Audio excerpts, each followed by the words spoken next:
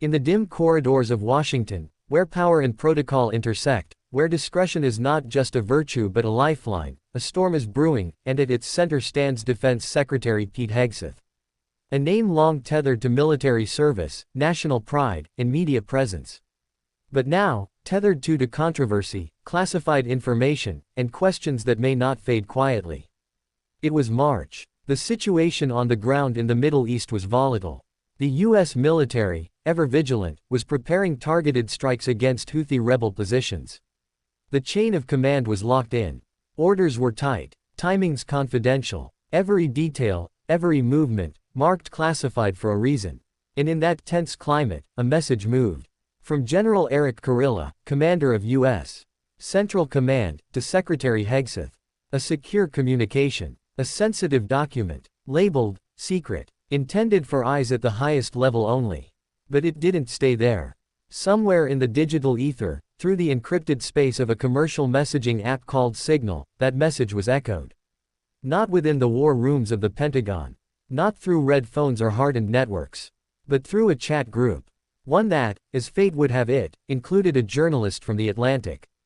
That message, that disclosure, has now sparked a probe, led by the Pentagon Inspector General.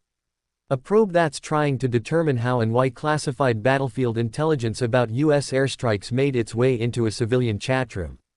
The message, according to sources who spoke to USA Today, detailed precise timings and operational planning, the kind of data that battlefield commanders sweat over. The kind of data that, if leaked, could put lives in danger. Diplomacy at risk. Strategic goals off balance. And yet, the defense secretary, a man trusted to hold the nation's most guarded secrets, is now at the center of a digital paper trail he cannot erase. Publicly, the Pentagon remains guarded. Carefully constructed statements assert that the information Hegseth shared wasn't secret. They toe the line, parsing between classification labels and intent. But inside the walls of defense, there's turbulence. Because while classification may be debated on paper, its consequences are felt on the ground. Why was a Signal chat used for such sensitive discussions?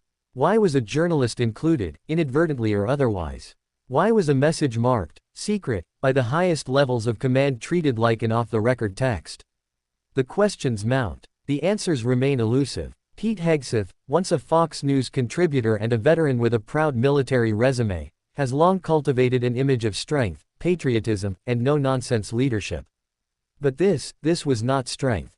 This was not discipline. This was not protocol. This was a breach. And though some in Washington may rush to spin, to soften, to obscure, the gravity of classified information slipping into unsecured digital spaces is not something easily waved away.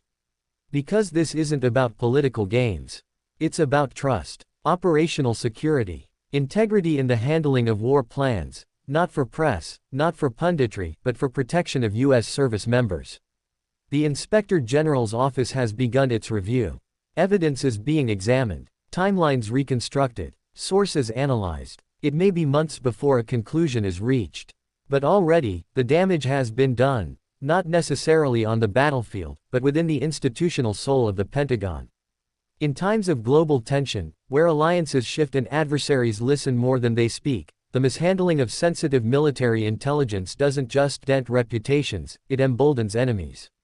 This wasn't a whistleblower moment. This wasn't a strategic leak to influence policy. This, if proven true, was a mistake. A preventable, unnecessary, and deeply consequential one. And that raises the ultimate question: is the defense secretary fit to hold the nation's most delicate secrets if a simple messaging app can become a vessel for classified warfare communication? Was this an isolated lapse or a symptom of a deeper recklessness? These are questions that Congress will ask, that defense analysts will debate, that allies will quietly worry about. Because the sanctity of U.S. command communication must remain untouchable. One secure email, one unauthorized chat, one unintended recipient. That's all it took to spark this scandal. And as the hours tick forward, as classified briefings unfold behind closed doors, one truth remains impossible to deny. In the age of instant communication, a single message can travel far, and leave a crater in its wake.